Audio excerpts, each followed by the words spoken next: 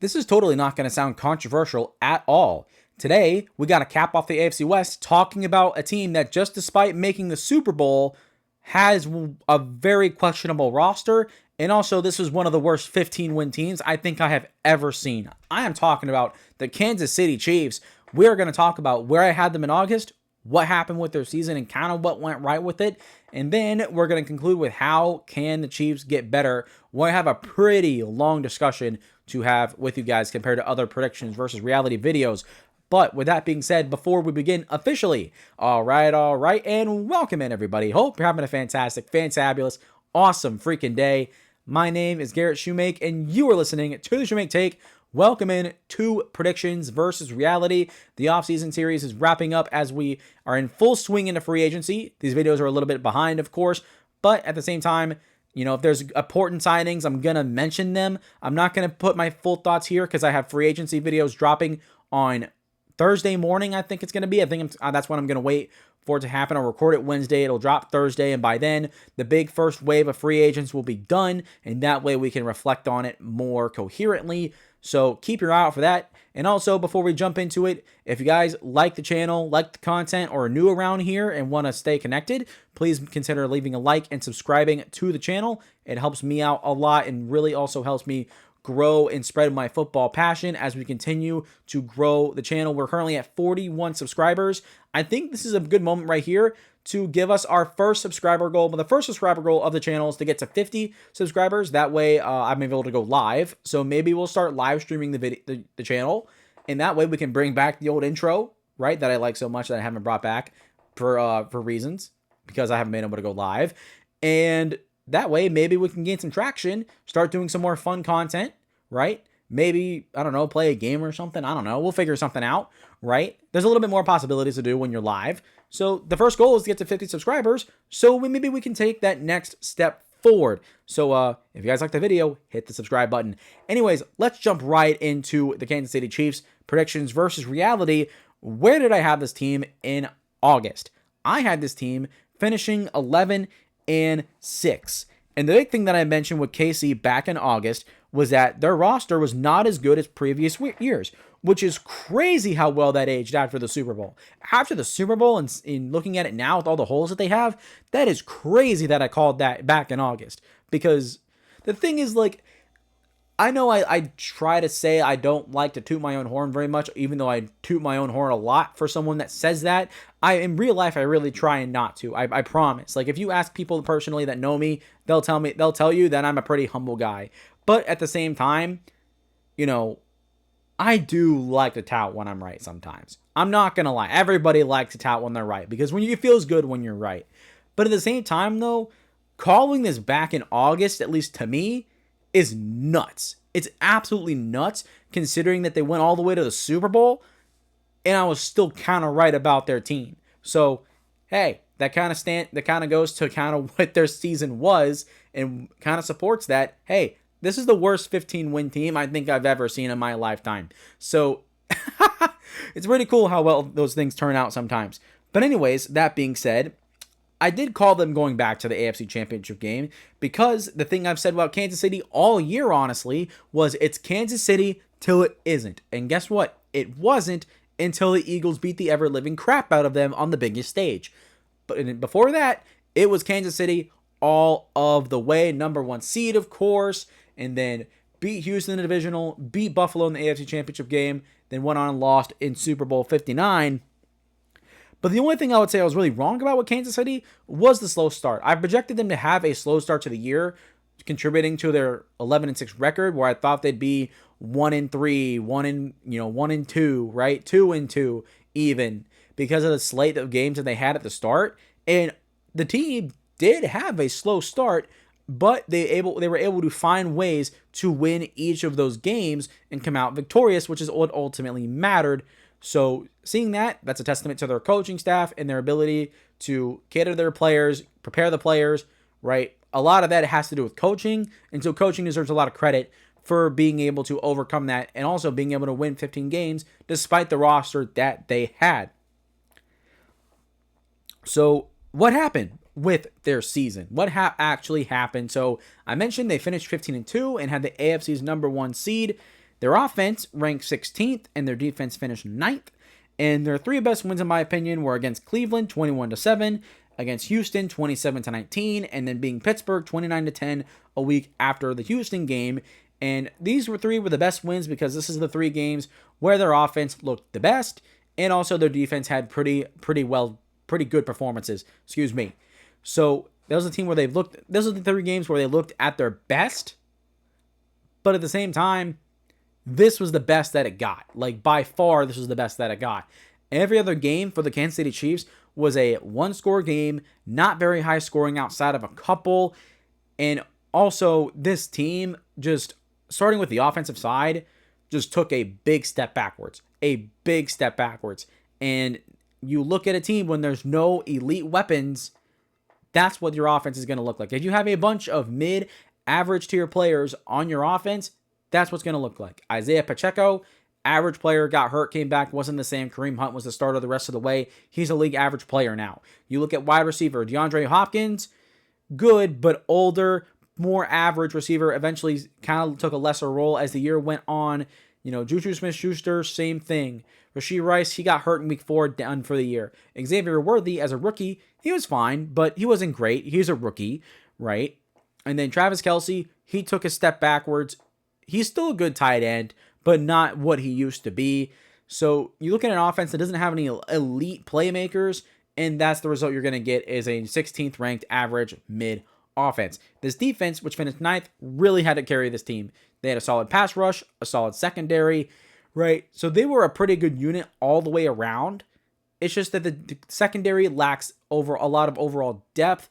And with some of the players that left in free agency, that also makes a bigger hole there. And same thing on the defensive line. Defensive line, this is the last year with all those guys playing together, and a lot of them have left for free agency. So that's another big thing of need, which we'll talk about near the end of the episode. So the defense, while they played really, really well, it was going to be for 1 year. But what year it was for that defense. Steve Spagnuolo, when he first got to KC as their defensive coordinator, fielded statistically bad defenses.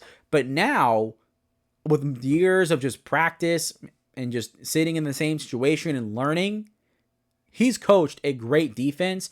And now we can really see what Spags is able to do. He's always been a good defensive coordinator when it really mattered. Even in those defenses that were not statistically good, they still came up big when they needed to come up big.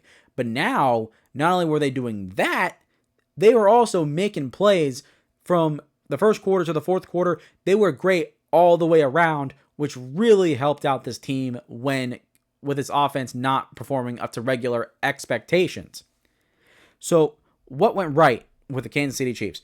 Well, I already talked about their coaching. Their coaching deserves the biggest amount of credit here because with the roster that they had, you don't win 15 games without great coaches. And a great coaches, great culture, all that stuff came to the forefront in a 15-win team like this. I mentioned this team being the worst 15-win team I've ever seen. Well, at the same time, they still won 15 games, and there's someone that, or at least a group of people that deserve a lot of credit, and that is the coaching staff. But that being said, you can talk about the coaching and how good they are all you want, right? It's true. But at the same time, it's also true that the Chiefs had a lot of crazy things go in their direction. The field goal block to beat Denver, that was a great play by the Chiefs special teams unit. That's not really a crazy play that just happened to go their way. But at the same time, you have to acknowledge that blocking a field goal is a very low percentage play, and 9 times out of 10, that kick would have went in and Kansas City would have lost. Right, so, once in a blue moon, boom, you get a blocked field goal. Congratulations. But also, crazy mistakes, especially by their division rivals, really, saved them from games. Like the Raiders game on Black Friday, that fumble that Aiden O'Connell had, crazy random mistake that happened. Like, why?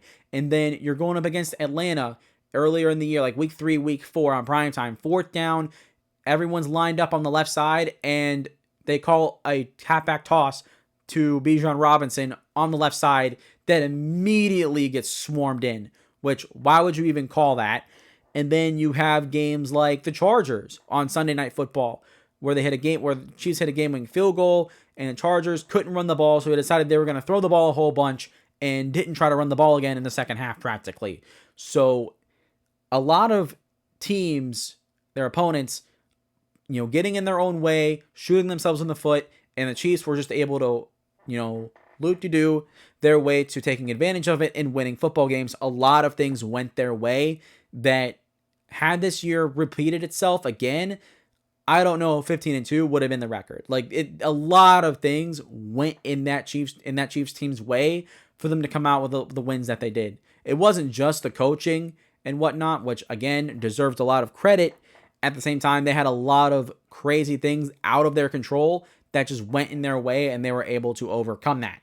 So now, how can the Chiefs improve to get better?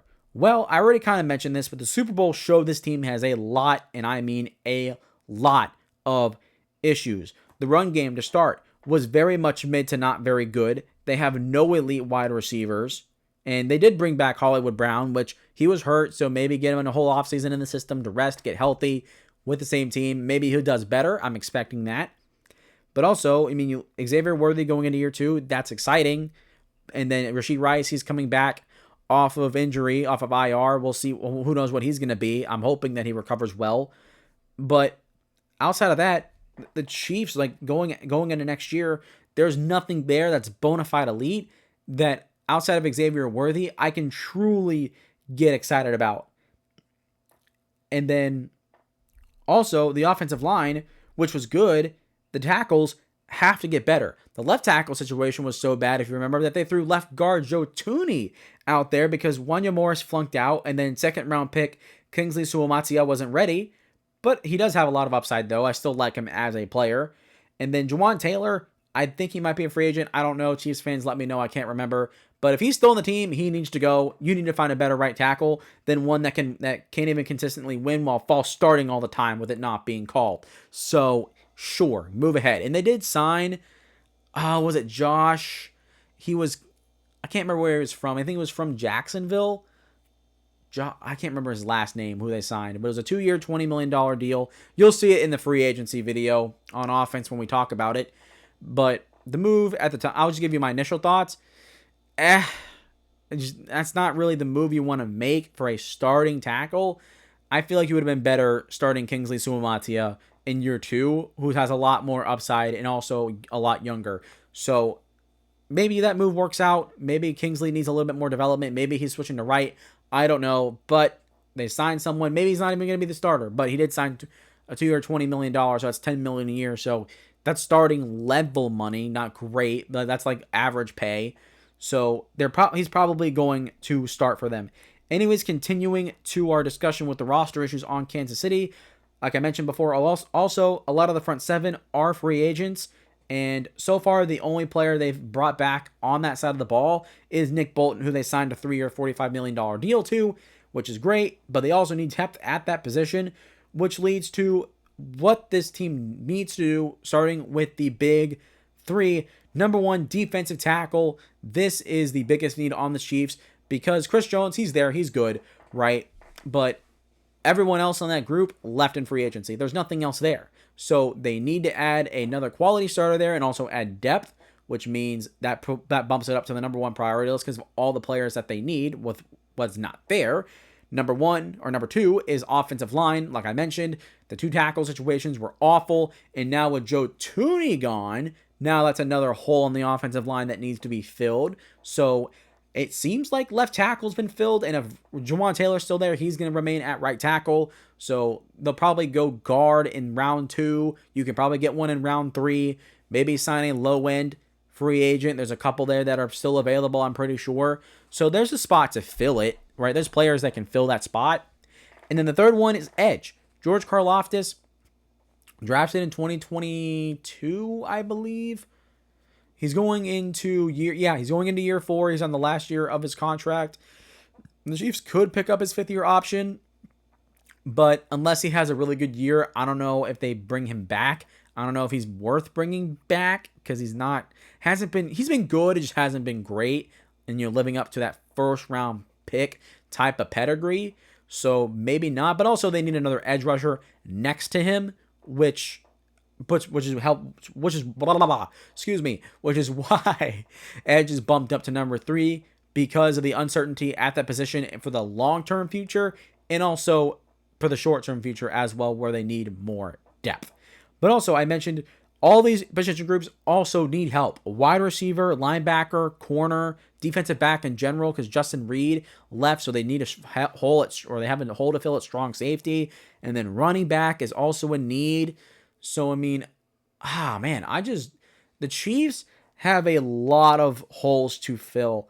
And that being said, to wrap it all up, right now, expect Kansas City to be in the playoffs again. They're going to be in the postseason again, because I hate to say it again and say that term again, and I know it's annoying, but they're the dynasty team right now. They're in the playoffs until they're not. It's the same thing with, like, it's KC until it's not when we're talking about them making the Super Bowl.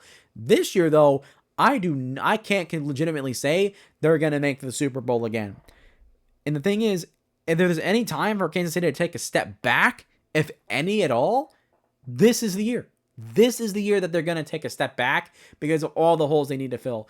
And, talking about a team that just beat them, the Eagles, this reminds me a lot of the 2022 Eagles. They went to the Super Bowl, but clearly had some holes they needed to fill, and they needed to get younger, right? And really retool and get that roster better to where it needed to be.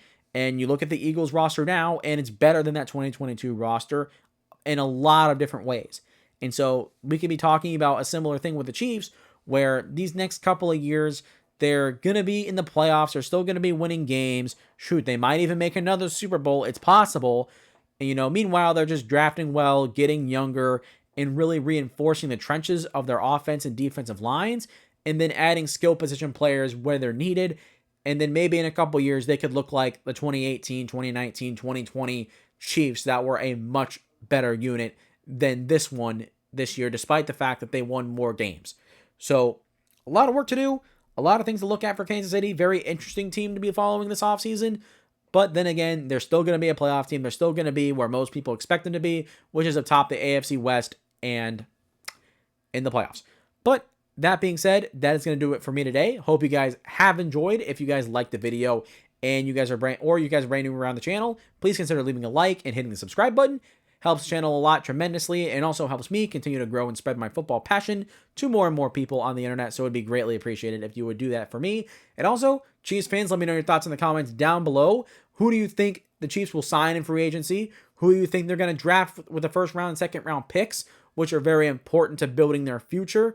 Also, do you think that 15-2 was an overachieving year for your football team, or do you think that they finished right where you thought they would finish? Let me know your thoughts there as well. Lastly, make sure you share the video, whether it's by social media or by word of mouth. Getting everybody locked in and locked on to the Shumake Take podcast is important because I come out with great content for you guys every single week. I love doing this stuff. So as we continue to grow and get better, and also I'm pretty sure now that I'm thinking about it, Wednesday will be the 1 year anniversary of the channel. So if that's the case, then hey, here we go. We got a whole year under our belt.